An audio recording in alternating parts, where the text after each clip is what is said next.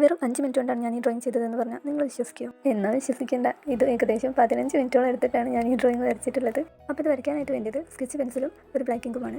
ഇതിന് പ്രത്യേകിച്ച് അളവോ കാര്യങ്ങളോ ഇല്ലാത്തത് കൊണ്ട് തന്നെ ഇത് ആർക്ക് വേണമെങ്കിലും ഈസി ആയിട്ട് വരയ്ക്കാവുന്നതാണ്. അപ്പോൾ ആദ്യം തന്നെ താഴോട്ടും മേലോട്ടുമായിട്ട് ഇതുപോലെ ക്രോസ് ലൈൻസ് വരച്ച് കൊടുക്കുക. അതിനുശേഷം ഈ ക്രോസ് ലൈൻസ് വരച്ചതിൻ്റെ ഉള്ളിലൂടെയായിട്ട് നമ്മൾ കുറച്ച് ബബിൾസ് ഇതുപോലെ വരച്ച് കൊടുക്കുക. സിമ്പിളാണ്. ഇതുപോലെ എല്ലാ ക്രോസ് ലൈൻസിൻ്റെ ഉള്ളിലായിട്ടും ബബിൾസ് വരച്ച് കൊടുക്കുക. അതിൻ്റെ ശേഷം ഒരു 3D ടച്ച് കിട്ടാൻ വേണ്ടിയിട്ട് ബ്ലാക്കിങ് കൊണ്ട് ബബിൾസിൻ്റെ ഇടയിലൊന്ന ഗ്യാപ്പിലായിട്ട് ഇതുപോലെ നല്ലവണ്ണം ഫില്ല് ചെയ്ത് കൊടുക്കുക.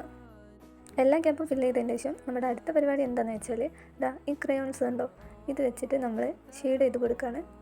ഞാനിവിടെ 2 കളറാണ് യൂസ് ചെയ്യുന്നത്. ഇവിടെ എനിക്ക് പറ്റിയ മിസ്റ്റേക്ക് എന്താണെന്ന് വെച്ചാൽ ഞാൻ ആദ്യം ക്രയോൺസ് കൊടുത്തതിന് ശേഷമാണ് സ്കെച്ച് കൊടുത്തത്. അതുകൊണ്ട് തന്നെ ഈ ക്രയോൺസിൻ്റെ മേലായിട്ട് സ്കെച്ച് കൊടുക്കുമ്പോൾ അത് ബ്ലെൻഡ് ആവാൻ വേണ്ടിയിട്ട് കുറച്ച് ടൈം എടുത്തിട്ടുണ്ടായിരുന്നു. കുറച്ച് കളർഫുൾ ആവാൻ വേണ്ടിയിട്ട് ഞാൻ 2 കളറാണ് യൂസ് ചെയ്തിട്ടുള്ളത്. അപ്പോൾ ഇത്രയേ ഉള്ളൂ വരയ്ക്കാനായിട്ട്. അപ്പോൾ ഇതുപോലത്തെ 3D ആർട്ട് നിങ്ങൾക്ക് ചെയ്യണമെന്നുണ്ടെങ്കിൽ തീർച്ചയായിട്ടും കൂടി കൂട്ടിക്കോ.